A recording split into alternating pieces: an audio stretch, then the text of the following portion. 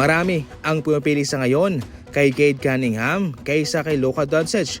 Ayon mismo sa isang analyst na si Jeff Teague na isang former NBA All-Star, para sa kanya, si Cade Cunningham ang kanyang pipiliin kaysa kay Luka. Hindi may itatanggi na magaling bilang offensive player itong si Luka.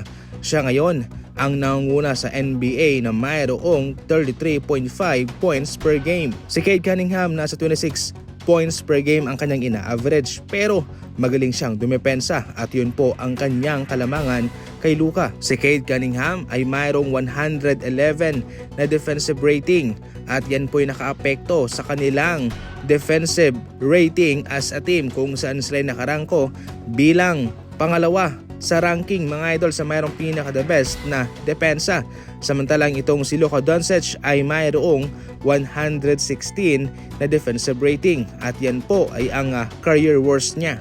Magaling si Luka ang umiscore, hindi maitatanggi yan, kaya nga nakaabot sa finals ang Dallas Mavericks, pero malaking red flag lang sa kanya yung kanyang depensa.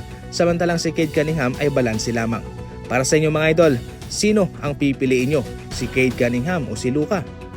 Eto na mga idol, sinabi na mismo ni Coach Steve Kerr ang malaking problema nitong si Kuminga sa kanila.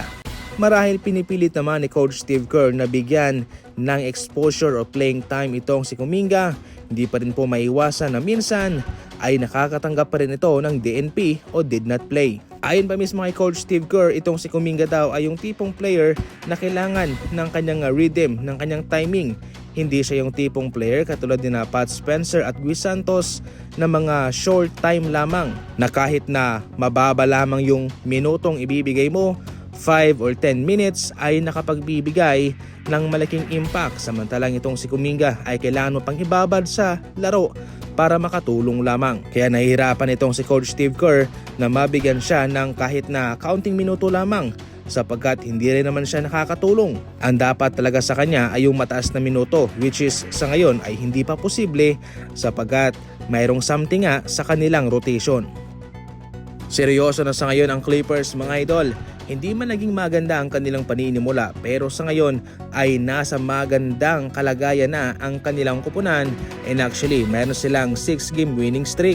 Itong si Kawhi, yan po mga idol ang malaking rason kung bakit sila ay nasa magandang kalagayan. Siya ay nag-average ng 39 points per game. Sa ngayon nga, mayroon na lamang silang 1.7 na mga laban na dapat na may panalo para sila makaalis sa play-in bracket at makapasok na sa playoff. Napaka-importante na ikaw ay makaiwas sa play-in sapagkat medyo delikado pa kapag ikaw ay nasa play-in bracket. Kahit paano kapag ikaw ay nasa playoff bracket na ay safe ka na.